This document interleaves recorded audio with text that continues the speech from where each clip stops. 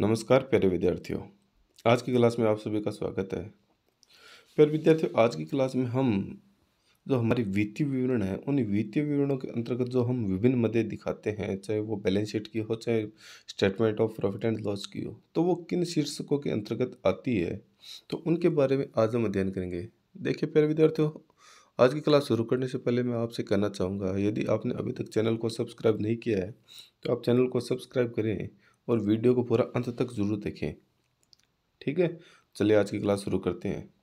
देखिए, हमारे पास जो विभिन्न मध्य हमने पढ़ा है कि बैलेंस शीट के अंतर्गत जो इक्विपमेंट लायबिलिटीज़ होते हैं, उनके अंतर्गत जो मुख्य उपशीर्षक होते हैं या जो एसेट्स है उसके अंतर्गत non current assets, current assets होता है, revenue from operation, other income, expenses के अंतर्गत जो हेड होते हैं, तो कौन सी मद किस शीर्षक और किस उपशीर्षक के अंतर्गत आती है, उनके बारे में आज हम पढ़ेंगे। तो देखिए प्यारे विद्यार्थी, जैसे आपके सामने एक नंबर लिखा है ख्याति, गुडविल। तो गुडविल हमें पता है कि गुडविल है वो नॉन करंट एसेट्स यानी गैर चालू संपत्तियों के अंतर्गत फिक्स्ड एसेट्स में आएगी, और गुडविल होती है वो अमूर्त संपत्ति होती है, इसलिए इंटेंजिबल एसेट्स के अंतर्गत आएगी। तो इसका तो ये तो हो गया मुख्य शीर्षक और ये हो गया उपशीर्षक। तो ख्याति की गुडविल की बात करते हैं तो गुडविल नॉन करंट एसेट्स में फिक्स्ड एसेट्स होगी, और वो भी कौन से प्रकार की, इंटेंजिबल एसेट्स, अमूर्त संपत्ति होगी। दूसरा हमारा बिंदु है जब्त अंश, फॉरफिटेड शेयर। देखिए फॉरफिटेड शेयर है वो कंपनी द्वारा जो अंश जब्त कर लिए जाते हैं वो हो गए। ठीक है, तो इनको कहाँ दिखाते हैं, जो फॉरफिटेड शेयर जितने भी है उनको हम शेयर होल्डर फंड के अंतर्गत किस में दिखाएंगे, शेयर कैपिटल के अंतर्गत दिखाएंगे। किसमें, शेयर कैपिटल में दिखाएंगे। जो मुख्य शीर्षक हो गया वो तो शेयर होल्डर फंड हो गया, और शेयर होल्डर फंड को हमें पता है कि हमने 3 भागों में बांटा है। किस किस में, share capital, reserve and surplus और money received against share warrant. ये 3 भाग होते हैं किसके, शेयर होल्डर फंड के। तो शेयर होल्डर फंड के अंतर्गत किस में आएगा, शेयर कैपिटल के अंतर्गत आएगा क्या, फॉरफिटेड शेयर जब्त अंश। तीसरा है स्वीकृतियाँ, एक्सेप्टेंस। तो स्वीकृतियाँ क्या होती है कि हमारे द्वारा दी गई स्वीकृति है तो ये हमारी क्या होगी, व्यापारिक देयता होगी, ट्रेड पेबल्स हो गया। और ट्रेड पेबल्स किस में आता है, करंट लायबिलिटीज के अंतर्गत आता है। किस में आता है, करंट लायबिलिटीज, और इसका उपशीर्षक क्या हो गया, ट्रेड पेबल्स। ठीक है, तो एक्सेप्टेंस का मतलब क्या हो गया, बीपी। क्या हो गया, बीपी, बिल्स पेबल। ठीक है, नंबर 4 है प्रारंभिक व्यय, इसके बारे में हम बाद में बात करेंगे।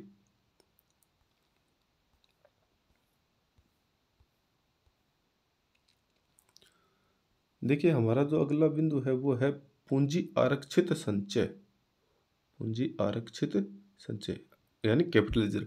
देखिए कैपिटल रिजर्व या इसके अलावा अन्य जितने भी रिजर्व है या सरप्लस है आदि के है, वो सारे के सारे कहाँ जाते हैं, शेयर होल्डर फंड के अंतर्गत।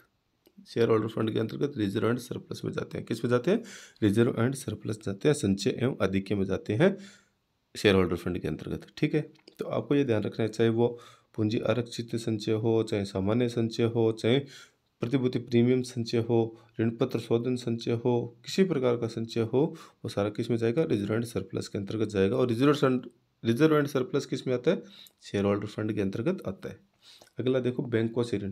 देखो बैंकों से लिया गया ऋण है वो हमारे लिए क्या है, दायित्व है। तो जाहिर सी बात है कि बैंकों से लिया गया ऋण क्या हो गया, बड़ा दायित्व है, तो ये किस में आएगा, नॉन करंट लायबिलिटीज में आएगा। और नॉन करंट लायबिलिटीज में किस में जाएगा, लॉन्ग टर्म बोरोइंग्स के अंतर्गत जाएगा। किस में जाएगा, लॉन्ग टर्म बोरोइंग्स में जाएगा।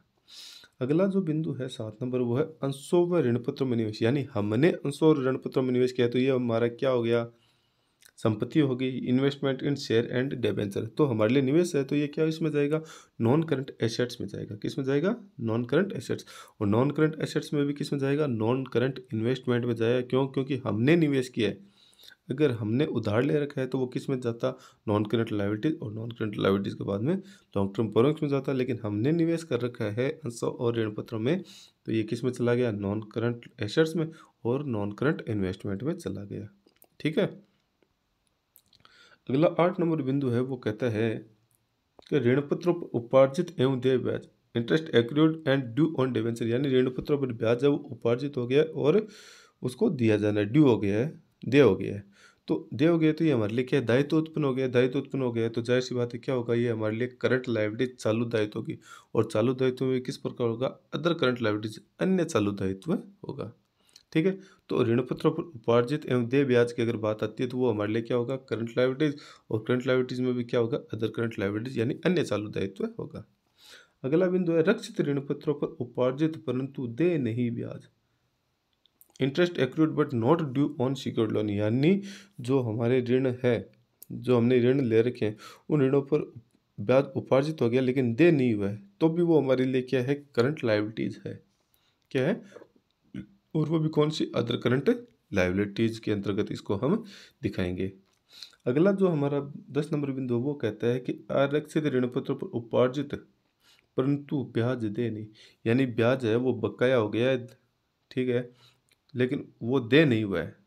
ब्याज उपार्जित हो गया है, यानी उस अवधि के दौरान जो ब्याज है वो उपार्जित हो गया है लेकिन दे नहीं हुआ है, तो भी वो हमारे किस में आएगा, दायित्व के अंतर्गत आएगा। और दायित्व के अंतर्गत भी किसके अंतर्गत है, करंट लायबिलिटीज के अंतर्गत आएगा, और अदर करंट लायबिलिटीज के अंतर्गत इसको दिखाएंगे। तो इसको क्या, interest accrued but not due on unsecured loan, ठीक है ना। आरक्षित ऋण पत्रों पर उपार्जित परंतु ब्याज दे नहीं, यानी ब्याज जो है वो उपार्जित हो गया लेकिन दे नहीं हुआ, तो यानी तीनों तरीके के ब्याज है, चाहे ब्याज उपार्जित होने के बाद में दे हुआ हो, चाहे दे नहीं हो, अगर ब्याज उपार्जित हो गया है ऋणों पर, तो वो तीनों के तीनों किस में दिखाए गए हैं, करंट लायबिलिटीज के अंतर्गत दिखाए गए, और करंट लायबिलिटीज के अंतर्गत किस में, अदर करंट लायबिलिटीज में दिखाए गए हैं, ठीक है। अगला हमारा जो बिंदु है 11 नंबर, वो क्या कहता है, निवेशों पर उपार्जित ब्याज। देखिए अभी तक तो था ऋणों पर उपार्जित ब्याज, तो वो हमारा दायित्व बना। अब निवेशों पर, यानी इंटरेस्ट एक्रूड ऑन इन्वेस्टमेंट है, यानी हमारे निवेशों पर ब्याज हुआ है, तो ये हमारी संपत्ति होगी। संपत्ति किस प्रकार की, करंट एसेट्स, चालू संपत्ति, और चालू संपत्ति में किस प्रकार की, अदर करंट एसेट्स, अन्य चालू संपत्ति होगी। 12वां हमारा बिंदु है अधिशेष, सरप्लस। सरप्लस क्या होता है, एक ये हमारा लाभ होता है। जो लाभ हानि स्टेटमेंट है, लाभ हानि विवरण है, उसमें क्या जो हमारा लाभ है वो क्या हो गया, सरप्लस हो गया। और सरप्लस को हम कहाँ दिखाएंगे, शेयर होल्डर फंड के अंतर्गत रिजर्व एंड सरप्लस में दिखाएंगे। जो हमारा अधिक है, जो हमारा अधिशेष है, जो लाभों का अधिक है हमारे पास, उसको सरप्लस के नाम से हम दिखाएंगे। और किस में दिखाएंगे, रिजर्व एंड सरप्लस के अंतर्गत दिखाएंगे। 13 है प्रतिभूति प्रीमियम संचय, सिक्योरिटी प्रीमियम रिजर्व। तो मैंने आपको बताया जितने भी रिजर्व है वो शेयर होल्डर फंड के अंतर्गत, रिजर्व एंड सरप्लस के अंतर्गत आपको दिखाने हैं। उसके बाद देखिए नंबर 14, खुले औजार, लूज टूल्स। देखिए लूज टूल्स या स्टोर एंड स्पेयर्स है, दोनों किस में जाते हैं, करंट एसेट्स में जाते हैं। और करंट एसेट्स में किस में जाएगा, इन्वेंट्रीज में जाएगा, रहतिये में, स्टॉक में जाएगा, ठीक है। तो खुले औजार किस में जाएंगे, करंट एसेट चालू संपत्ति में, और चालू संपत्ति में भी किस में, इन्वेंट्रीज स्टॉक में जाएगा।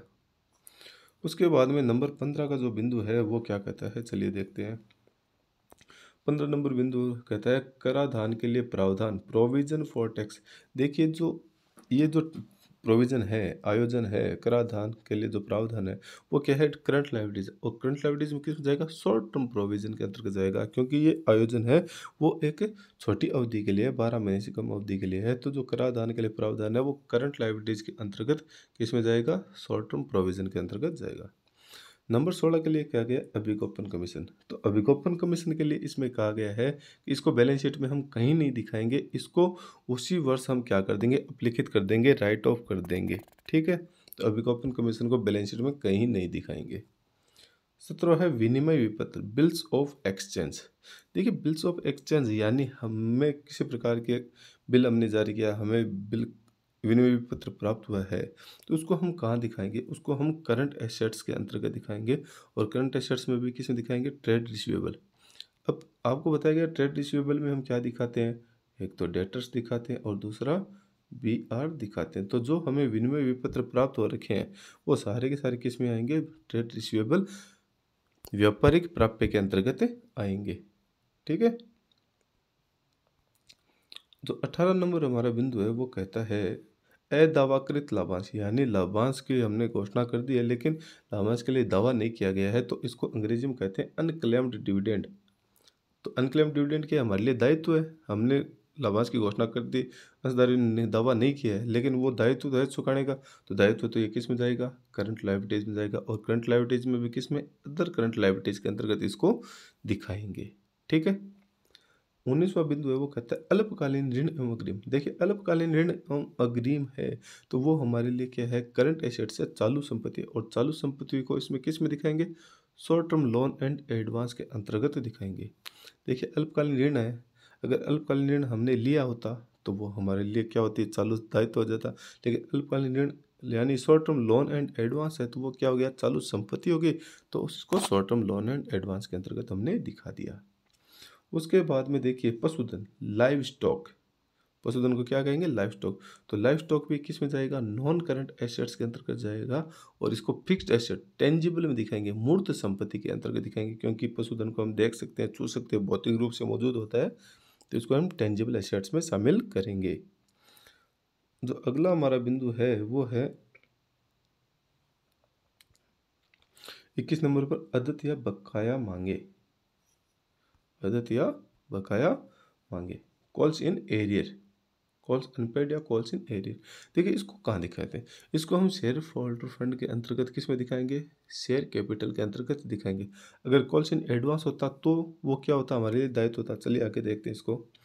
अपूर्ण प्रदत्त अंशों पर न मांगी गई देयता है, यानी जो हमारे पास अपूर्ण प्रदत्त अंश है उन पर जो नहीं मांगी गई राशि है, यानी अंग्रेजी में लिख रखा है कि uncalled liabilities on share partly paid, तो इसको हम बैलेंस शीट में न दिखाकर बैलेंस के नीचे कमिटमेंट्स में दिखाएंगे, नोट्स टू अकाउंट के अंतर्गत। ठीक है, इसको हम बैलेंस शीट में नहीं दिखाएंगे। अगला 23वां है पूर्वदित बीमा। देखिए पूर्वदित बीमा का मतलब हो गया कि बीमा की राशि जो हमने एडवांस में चुका दी, तो एडवांस में चुका दी तो ये हमारे लिए क्या होगी, करंट एसेट्स होगी, चालू संपत्ति होगी, और चालू संपत्ति में किस प्रकार की, अदर करंट एसेट्स के अंतर्गत इसको दिखाएंगे। ठीक है, तो शीर्षक तो हो गया करंट एसेट्स और उपशीर्षक हो गया अदर करंट एसेट्स।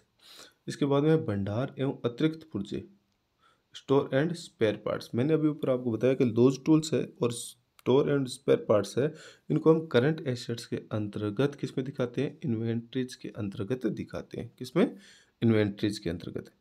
ठीक है, उसके बाद में है ग्राहकों से अग्रिम। देखिए ग्राहकों से अग्रिम हमें प्राप्त हुआ है, तो वो हमारे लिए क्या है, दायित्व है। दायित्व किस प्रकार का, चालू दायित्व, करंट लायबिलिटीज, और इसको किस में दिखाएंगे, अदर करंट लायबिलिटीज के नाम से दिखाएंगे। ठीक है, उसके बाद में ऋणपत्र मोचन संचय। मैंने आपको बताया कि जो भी संचय है, जितने भी रिजर्व होते हैं, डिबेंचर रिडम्पशन रिजर्व है ये, ऋणपत्र मोचन संचय, इसको ऋणपत्र शोधन संचय भी कहते हैं। इसको शेयर होल्डर फंड में रिजर्व एंड सरप्लस के अंतर्गत दिखाएंगे। जितने भी संचय है उनको शेयर होल्डर फंड में रिजर्व एंड सरप्लस के अंतर्गत दिखाया जाता है। उसके बाद में देखिए अगला जो बिंदु है वो है ऋणपत्रों के मोचन पर premium, premium on redemption of debenture. देखिए ऋणपत्रों के मोचन पर जो प्रीमियम है वो हमारे लिए क्या है, दायित्व है। किस प्रकार का दायित्व है, नॉन करंट लायबिलिटीज है, यानी जो बड़ा है, गैर चालू दायित्व है, और इसको हम अदर लॉन्ग टर्म लायबिलिटीज के अंतर्गत दिखाते हैं। जबकि सिक्योरिटी प्रीमियम रिजर्व को का कहाँ दिखाते हैं, रिजर्व एंड सरप्लस के अंतर्गत दिखाते हैं। अगला हमारा बिंदु है वो कहता है कि ऋणपत्रों के निर्गमन पर हानि loss on issue of debenture है। तो loss on issue of debenture को बैलेंस शीट में न दिखाकर उसको उसी वर्ष अपलिखित कर दिया जाता है लाभों में से। ठीक है ना, तो लाभ उसे क्या कर दिया जाता है, राइट ऑफ कर दिया जाता है, तो इसको बैलेंस शीट में नहीं दिखाया जाता ऋणपत्रों के निर्गमन पर हानि को। अगला है ऋणपत्र मोचन निधि, डिबेंचर रिडम्पशन फंड। ऋणपत्र मोचन निधि, डिबेंचर रिडेम्पशन फंड। देखिए निधि हो गई, कोष हो गया, संचय हो गया, ये सारे कहाँ जाते हैं, रिजर्व एंड सरप्लस के अंतर्गत जाते हैं। तो रिजर्व शेयर होल्डर फंड, और शेयर होल्डर फंड के अंतर्गत किस में जाएगा, रिजर्व एंड सरप्लस में इसको दिखाया जाएगा। किसको, ऋणपत्र मोचन निधि या डिबेंचर रिडेम्पशन फंड बोलते हैं इसको। ठीक है, जो अगला हमारा बिंदु है 30 नंबर, वो कहता है ऋणपत्र मोचन, ऋणपत्र मोचन निधि निवेश। देखिए निधि हो गई वो तो हमारा दायित्व हो गया, तो इसको हमने शेयर होल्डर फंड में डाल दिया। लेकिन निवेश, इसके साथ क्या जुड़ गया, निवेश शब्द। तो डिबेंचर रिडेम्पशन फंड इन्वेस्टमेंट, यानी जो निधि थी उसका हमने क्या कर दिया, निवेश कर दिया, तो ये हमारी क्या बन गई, संपत्ति बन गई, नॉन करंट एसेट्स बन गई। और नॉन करंट एसेट्स में भी हमने निवेश कर दिया, तो ये क्या बन गया, नॉन करंट इन्वेस्टमेंट बन गया, गैर चालू विनियोग बन गया। ठीक है, अगला है देखो व्हीकल, वाहन। वाहन क्या होती है, एसेट्स होती है, तो नॉन करंट एसेट्स। और नॉन करंट एसेट्स में किस प्रकार के एसेट्स है, फिक्स्ड एसेट्स है, वो भी टेंजिबल यानी मूर्त है ये, तो इसको टेंजिबल एसेट्स में शामिल करेंगे। अगला 32वां पूर्तिकर्ताओं को अग्रिम। देखिए पूर्तिकर्ताओं को हमने अग्रिम दिया है तो वो हमारी संपत्ति है। अगर हमें अग्रिम प्राप्त होता वो हमारा दायित्व होता। तो हमने अग्रिम दिया तो जाहिर सी बात है वो क्या है, संपत्ति है, करंट एसेट्स। और पूर्तिकर्ताओं को अग्रिम दिया तो ये क्या है, एक तरीके से short term loan and advance के अंतर्गत इसको दिखाएंगे। किसमें दिखाएंगे? Short term loan and advance के अंतर्गत। 33वां, पेटेंट्स, व्यापारिक चिन्ह, डिजाइन। पेटेंट, ट्रेडमार्क और डिजाइन, ये सभी क्या है, नॉन करंट एसेट्स है। और नॉन करंट एसेट्स में भी किसमें, फिक्स्ड, और वो भी इंटेंजिबल यानी अमूर्त संपत्तियों के अंतर्गत इसको दिखाएंगे। किसमें दिखाएंगे? तीनों अमूर्त संपत्ति है, पेटेंट्स है, व्यापारिक चिन्ह है, डिजाइन है, इनको हम फिक्स्ड एसेट्स में इंटेंजिबल एसेट्स के अंतर्गत दिखाएंगे। अगला जो हमारा है 34वां, कॉल्स इन एडवांस। देखिए कॉल्स इन एडवांस का मतलब कि जो हमें पहले प्राप्त हो गई तो ये हमारे लिए क्या है, दायित्व है। किस प्रकार का? चालू दायित्व है। और चालू दायित्व को इसको किस में दिखाएंगे? अदर करंट लायबिलिटीज शीर्षक के अंतर्गत दिखाएंगे। तो शीर्षक तो हो गया करंट लायबिलिटीज और उपशीर्षक हो गया अदर करंट लायबिलिटीज। 35वां, कस्टम अधिकारियों के पास जमा। देखिए हमारा अगर किसी अन्य के पास जमा है तो वो हमारी क्या बनती है? संपत्ति बनती है। अगर हमारे पास किसी और का जमा है तो वो हमारा दायित्व बनता है। तो कस्टम अधिकारियों के पास जमा, डिपॉजिट विथ कस्टम अथॉरिटीज, तो ये क्या है? करंट एसेट्स बन गया। और करंट एसेट्स में भी किस प्रकार का? Short term loan and advance उपशीर्षक के अंतर्गत इसको दिखाएंगे।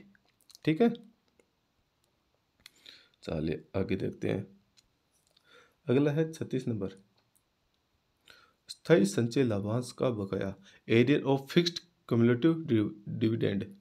देखिए कि स्थायी संचय लाभांश है, यानी जो लाभांश है वो संचय हो रखा है, तो इसको हम बैलेंस शीट में नहीं दिखा के बैलेंस शीट के नीचे कमिटमेंट्स में दिखाएंगे। Commitments in notes to account में इसको दिखाएंगे।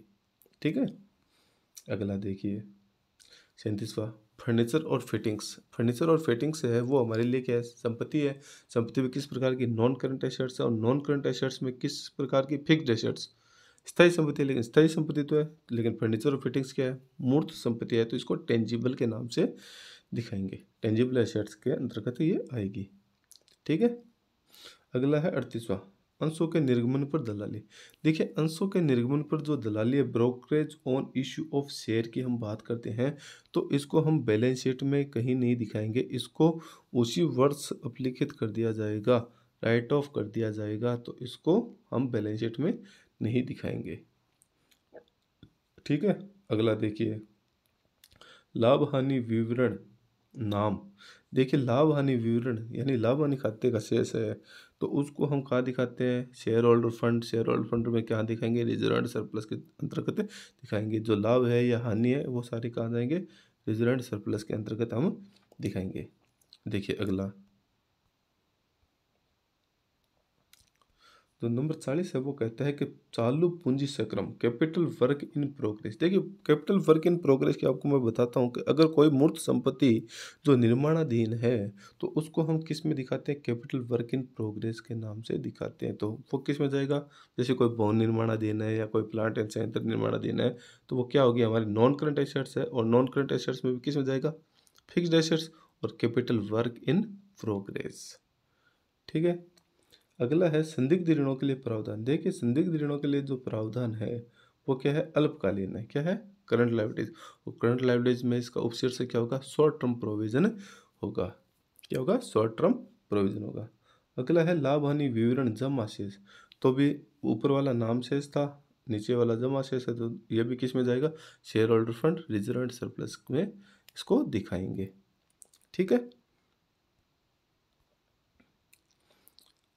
अगला हमारा है 43, अपूर्ण प्रदत्त अंशों पर नए मांगी गई देयताएं निवेश। देखिए ऊपर हमने पढ़ा था कि अपूर्ण प्रदत्त अंशों पर नए मांगी गई जो देयताएं हैं उनको हमने कमिटमेंट्स में दिखाया था। ठीक है, तो जो अपूर्ण प्रदत्त पर नए मांगी गई देयताओं का निवेश है, निवेश के रूप में धारिता है।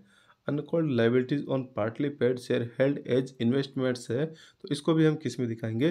Commitments in notes to accounts में दिखाएंगे, बैलेंस शीट के नीचे। ठीक है ना। अगला हमारा जो बिंदु है वो है ऋण के रूप में कंपनी के प्रति न अभिस्वीकृत किए गए दावे। यानी कंपनी के ऋण के रूप में ऐसे दावे हैं जो कंपनी ने अभी तक स्वीकृत नहीं किया है, तो वो कभी भी स्वीकृत किए जा सकते हैं। तो वो हमारा आकस्मिक दायित्व है। क्या है? आकस्मिक दायित्व, कंटीजेंट लायबिलिटीज है। तो इसको हम बैलेंस शीट के नीचे आकस्मिक दायित्व के अंतर्गत दिखाएंगे। Contingent liabilities in notes to accounts में इसको दिखाएंगे। ये दावे हैं जो अभी तक स्वीकार नहीं किए गए लेकिन भविष्य में स्वीकार किए जाएंगे। तो ये आकस्मिक दायित्व कभी भी उत्पन्न हो सकते हैं, तो इसको हम कंटीजेंट लायबिलिटीज आकस्मिक दायित्व में दिखाएंगे। अगला है पूंजी शोधन संचय, कैपिटल रिडम्पशन रिजर्व। देखिए रिजर्व सारे होते हैं वो रिजर्व एंड सरप्लस में जाते हैं, तो share holder fund, reserve and surplus. उसके बाद में सार्वजनिक जमा। देखिए पब्लिक डिपॉजिट होती है वो क्या होती है कि पब्लिक की जमा, तो पब्लिक की जमा तो हमारे लिए दायित्व है। दायित्व है तो वो किस में जाएगा, नॉन करंट लायबिलिटीज में जाएगा। और नॉन करंट लायबिलिटीज में किस में जाएगा, लॉन्ग टर्म बोरोविंग्स। यानी शीर्षक तो हो गया नॉन करंट लायबिलिटीज और उपशीर्षक होगा लॉन्ग टर्म बोरोविंग्स होगा। और जो अंतिम है वो है अधिकृत पूंजी, अथोराइज्ड कैपिटल। क्या है, अथोराइज्ड कैपिटल। तो अथोराइज्ड कैपिटल किस में जाएगा, शेयर होल्डर फंड, और शेयर होल्डर फंड में शेयर कैपिटल के अंतर्गत इसको दिखाएंगे। तो प्यारे विद्यार्थियों, हमने जो वित्तीय विवरणों की विभिन्न मदें थी उन मदों के बारे में पढ़ा कि जो मदें हैं उनका शीर्षक क्या होगा और उपशीर्षक क्या होगा। तो प्यारे विद्यार्थियों, लगभग है जो वित्तीय विवरणों की मदें हैं वो आज की क्लास में शामिल हो चुकी है जिनके बारे में हमने पढ़ा है। तो आप इसके बारे में अच्छे से पढ़ें और इनको एक बार प्रैक्टिस करके अपने रजिस्टर में ज़रूर देखें ताकि जो भी हमने पढ़ा उसका अभ्यास अच्छे से हो सके। तो प्यारे विद्यार्थियों, आज की क्लास में इतना ही, बाकी हम नेक्स्ट क्लास में पढ़ेंगे। Thank you.